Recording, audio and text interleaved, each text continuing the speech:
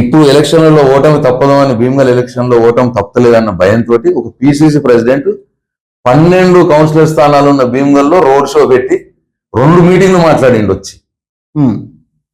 అంటే భయం మనకు పుట్టుకున్నట్టే కదా, ఓడిపోతున్నామన్న భయం పుట్టుకున్నట్టే. ఓడిపోతున్నామని చెప్పి ఇప్పుడు 5 కోట్ల రూపాయలు నేను 3 నెలల్లో చేస్తానంటున్నాడు. ఇప్పుడు ఆ మిగిలిపోయిన పనులు చేయడానికి ఆసుపత్రికి. మరి 2 సంవత్సరాలు ఏం చేసినామని నేను అడిగిన. నేను తప్పేముంది నాది? ఇంకోటి ఏదో 360 కోట్లు ఏదో కారిడార్ చేస్తాడంట రోడ్. భీమగల్కి నేను 340 కోట్లు తెచ్చి రింగ్ రోడ్ ఏదో చేస్తా అంటున్నాడు. నేనేమడిగినా అంటే, మొన్న 6 నెలల క్రితం వర్షాలు బాగా పడితే భీమగల్ పక్కనే బడా భీమగల్ బ్రిడ్జ్ అని ఒకటి ఉంటుంది. అవును, అక్కడ బ్రిడ్జ్ కూలిపోయింది, అంటే కదిలిపోయింది, బ్రేక్ వచ్చింది, క్రాక్ వచ్చింది.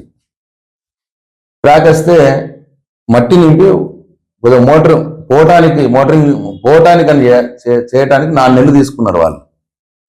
మరి అప్పుడు ఎటుపోయిన మహేష్ కుమార్ గౌడ్ గారు భీమగల్ని అడ్డా అయితే 4 నెలలు భీమగల్ టు బడా భీమగల్ పోయే రోడ్, భీమగల్ టు ఆర్మూర్ పోయే రోడ్ బంద్ అయిపోయింది. 4 months మట్టి పోసి ఉన్న వెహికల్ నడిపేయటానికి. 360 కోట్లు తెస్తా అంటున్నావు కదా భీమగల్కు రింగ్ రోడ్ చేస్తా అని. 3 కోట్లు పెడితే బ్రిడ్జ్ రిపేర్ అవుతుందండి.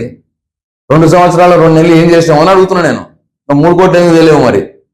అంటే ఇప్పుడు ఎలక్షన్లు వస్తేనే గుర్తుకొచ్చింది ఆ భీమగల్.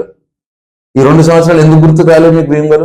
ఇది నా క్వశ్చన్ ఆయనకి. ఆయన నన్ను అన్నందుకు నేను ఆయన అడుగుతున్నా. సో మీరిచ్చే హామీలు ఏంటి, ఎట్లా వెళ్తున్నారు ప్రజల్లోకి, వాళ్ళ నుంచి ఎలా ఉంది స్పందన? భీమగల్ ప్రజల్లోకి అంటారా?